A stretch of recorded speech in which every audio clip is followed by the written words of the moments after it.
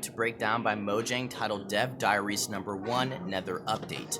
It's a video where the developers talk about their ideas and inspirations for the Nether update. They also talk about the blueprint process, how they're able to construct these ideas and execute them, and just make them something really enjoyable for Minecraft. So this is a really rare opportunity. It's not too often that Mojang shares these type of things, and it might give us some insight as to what the next few updates might have as well. Possibly the cave update or the end update. Let me know which one you guys prefer down below. I would honestly love to see the cave update as the next major update, so we might see some repetition, some reoccurring themes from the Nether update make its way to the next one as well. So hopefully you guys do enjoy today's video. If you can do me a huge favor, especially if you're just really excited for the release of 1.16, and destroy the like button for me. In fact, let's see if we can get over 22 likes in today's video. That'd just be a huge help. And don't forget to hashtag Stealth Army as well, because I will be liking and favoriting some of the best comments in today's video. Now let's kick things off with this segment from Lady Agnes. When designing the Nether update, we actually worked with pillars.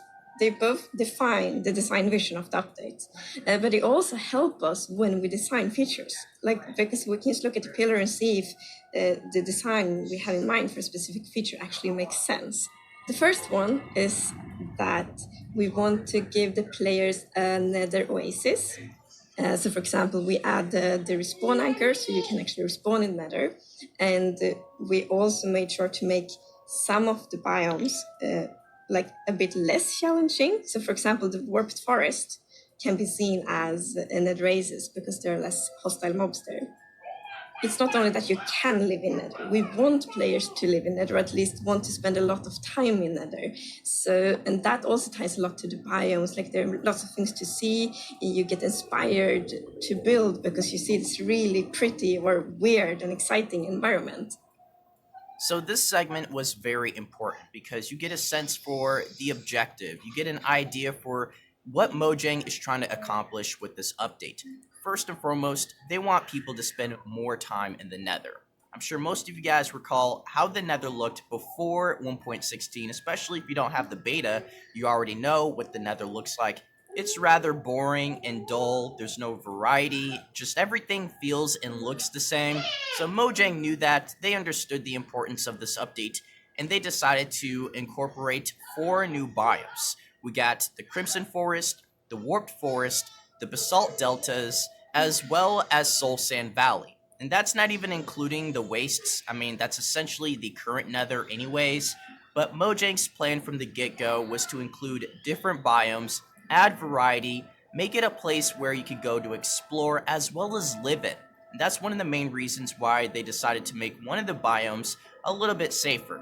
Not to say it's 100% safe, but especially for people that don't go to the Nether that often, that are casual players, a ton of people have actually never been to the Nether to begin with, you have more of a safe haven, the Warped Forest biome, that makes it a little bit easier to survive. And that's going to be very important because we might end up seeing something like this in a future update. Possibly the end update, if we were to get that, we might end up seeing more new biomes, and one of those biomes will be safer, a place where new players as well as veteran players can live without having to worry about constantly fighting mobs. So this is really important, and it definitely shows you the direction Mojang is trying to head with these updates. We could also see something like that in a cave update if we were to get that as well. Let's continue and see what Henrik has to say about the Nether update. One of the design goals for piglins was to cater to different playstyles. For example, this is a bastion. This is where piglins live. And you can, of course, conquer a bastion using force, but it's not the only way. If you learn how to gain their respect, you can come in and barter with them and gain really cool items without having to fight at all. Of course, while you're there, you can choose to go the sneaky route and go around a corner and steal their stuff and hope that they're not going to notice. One of the challenges with piglins and hoglins was to create a sense of ecosystem. Piglins hunt hoglins for food. And how do we manage that power balance, right? We don't want, one side always wiping out the other side, for example. The most effective way to, to prototype that was actually using sticky notes and board game pieces where we literally role-played moving pieces around to explore different approaches. What worked best was outnumbering as a game mechanic. So basically, if I'm outnumbered, I flee, otherwise I attack. And because that can change over the course of the battle, that makes for some kind of crazy, interesting back and forth dynamics going on inside the hunts. Although piglins can be dangerous, we wanted them to also be kind of fun and goofy sometimes. So we tried having baby piglins play with baby hoglins, like riding them, and it was actually really funny, like especially when we put them on top of each other and had them do the circus trick thing. So this is a very important segment because this might give us some hints as to what they're going to do with the future updates. If it's a cave update, we might get trolls, we might get some cave monsters that interact with different mobs in a very unique way. They're all about creating ecosystems. One mob might not like another mob, and it might create a chain reaction. This is something that will create very unique experiences, and we saw it slightly with the Village and Pillage update when they decided to introduce pillagers and they would go and raid villages. Something that I really love about this game and something that wasn't really seen when Notch owned Minecraft, and that's why I really love the direction Mojang is taking this game. You can tell that they really care about every single feature, about every single mob, and making it a very unique experience that everybody's going to enjoy. And it also makes you wonder the next major rivalry in terms of mobs. We got Wither Skeletons versus Piglins and Hoglins. We also got the Pillagers versus the Villagers. I wonder what is next. The Endermen versus, I'll let you guys think about that down below. But let's go ahead and talk about another interesting part of this segment, which is ultimately freedom. And I think that's one of the aspects we all love about this game, the ability to do what we want, when we want, and how we want. That's essentially Minecraft in a nutshell. And they really emphasized it in 1.16 with piglins. If you choose to approach them peacefully, you wear gold armor and you can barter with them. Or if you want to go raid their bastion and have the sword ready to attack and steal all of their loot, that's also an option. The choice is yours, and I love that Minecraft has never forgotten that part. Let's go ahead and check out the last segment by King B Dogs. So one thing that I really love about the Strider is it reminds me of when I first saw the Creeper in Minecraft. I really enjoy the fact that we're adding creatures like the Strider that is so wildly different to everything else and has such its own Minecraft personality. If we just did a lava boat, that's not very surprising. That's not really a feature that feels unique to the game. It doesn't feel very Minecrafty.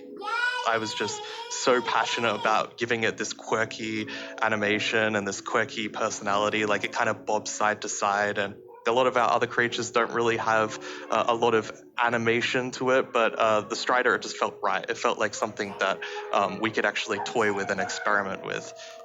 So Crying Obsidian is really interesting. Essentially, at one point in a beta, like I would say at least 10 years ago, I believe back then the developers planned to actually add Crying Obsidian as the solution to respawning. And instead, for one reason or the other, Crying Obsidian got scrapped in favor of beds.